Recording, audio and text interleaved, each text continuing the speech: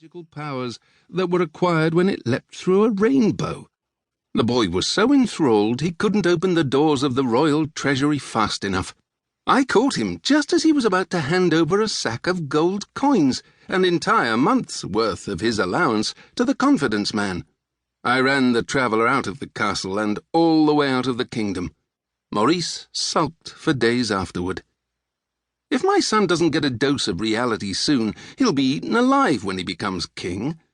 So I've decided to take him down to the tavern, where he can meet real people and hear real adventures.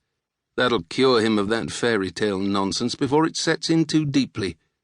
I'm no stranger to nonsense, having done plenty of it over the course of my own life, but at least I know the difference.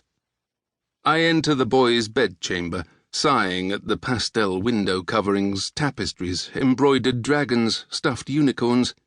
He looks up from a piece of parchment, and I see he is scribing the answers to one of those newly invented brain-teaser crossword puzzles.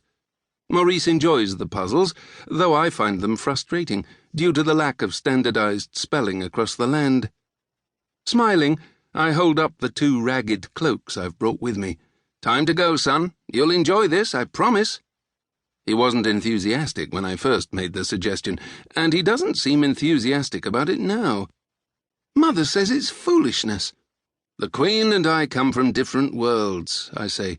"I want you to learn new things, broaden your base of experience." "Will it make me a better king?" He seems hopeful. I think of Reeger and the seedy crowd at the Scabby Wench, the noise, the smells, the bawdy jokes. Getting out among real people will make you a better leader. A prince is a prince, but you need to be a person too. Besides, we'll have a good time, you and me. You and I. I may be King Cullin the Dragon Slayer, but I fear my son will be known as King Maurice Who Speaks with proper grammar. I hand him one of the cloaks, a startling contrast to the fine peach and mauve silks he wears. He runs fingers along the fabric, mid-grade burlap dyed with lamp-black. "What's wrong with the clothes I have on?" he asks. "They look like a prince's clothes, and that defeats the purpose. We're going incognito." "Couldn't I go incognito as a travelling prince?" I don my cloak. "You need to get into the spirit of this adventure." Maurice struggles into the cloak.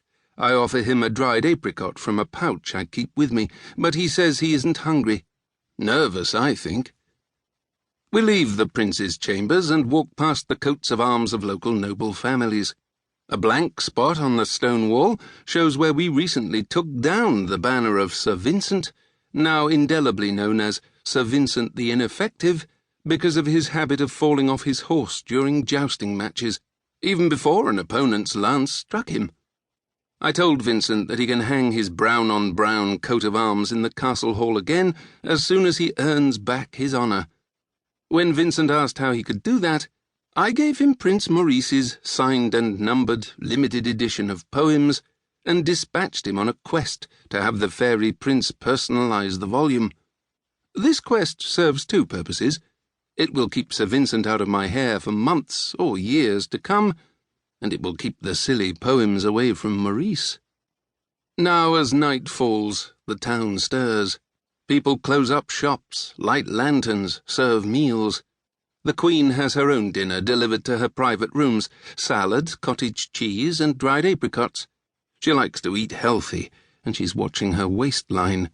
When she hears us creeping past, well, I am creeping while Maurice shuffles along, she calls out, "Don't let any harm come to my boy, Cullin." "I wouldn't dream of it, dear. I'll keep him safe." "And no more than 2 tankards of ale, you hear?" "The boy's only 13, dear. I'll limit him to 1. "I don't like ale," Maurice says. "I'd rather have cider."